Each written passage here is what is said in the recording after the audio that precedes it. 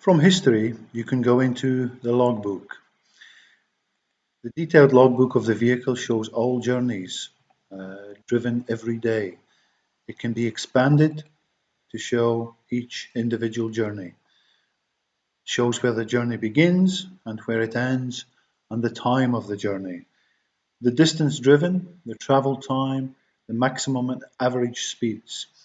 And if the data is input, you will see fueling and fuel consumption. You can also add the driver. And at the end here, you will see journey purpose, where you can fill in information on the driver, the purpose of the journey, and any order number which is connected to that journey.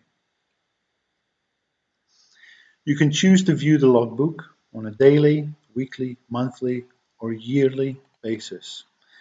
And you can choose the days, from and to, and the time that you want to view it between.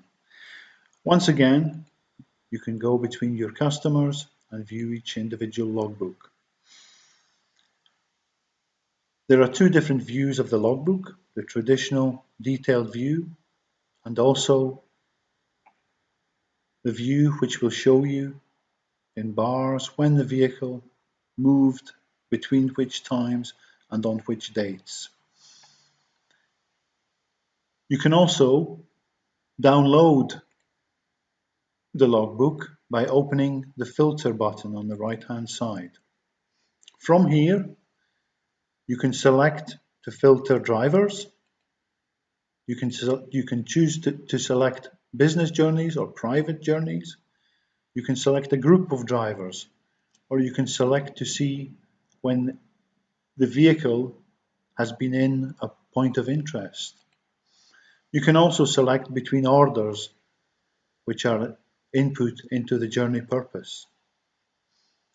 You can also download the logbook in Excel or in PDF format. There is a basic logbook which will show you the logbook closed and wrapped, so on a daily basis from and to, or the detailed logbook which will open each day and show all the individual journeys. There's also the search button at the top once again, where you can search for individual vehicles. And there is also the next option of seeing the logbook rest. You can choose the vehicle, you can choose business or private, and once again, you have the same options to choose between specific dates.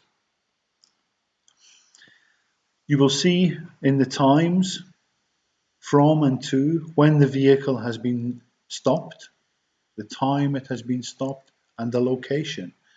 You can click on the map to see the actual position where the vehicle was stopped. There's also an option to see the idling of the vehicle. Once again, you can choose between business and private journeys.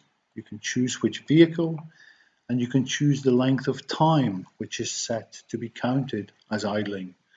Once again, you have the time selection options.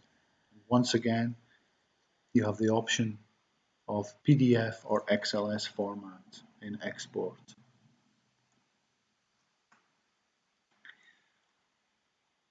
In the list, you will see the dates and the times from and to, and the location and duration of all idling by the vehicle. Once again, you click on the map and you can see the location where the vehicle was idling.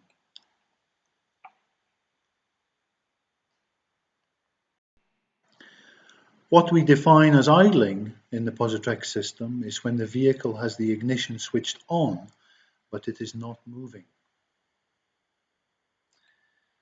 Going back into history, we have an option to count the binary inputs, generally from some kind of specialist installation. The logbook editor gives you the option to change a number of possibilities in the logbook. You can delete specific journeys, which can be selected here. You can restore, once again, these journeys. You can select business trip, private trip, or you can change between business and private trip. You can select the driver of the vehicle, set that, and you can add a purpose of the business trip. All of this can be done in the logbook editor.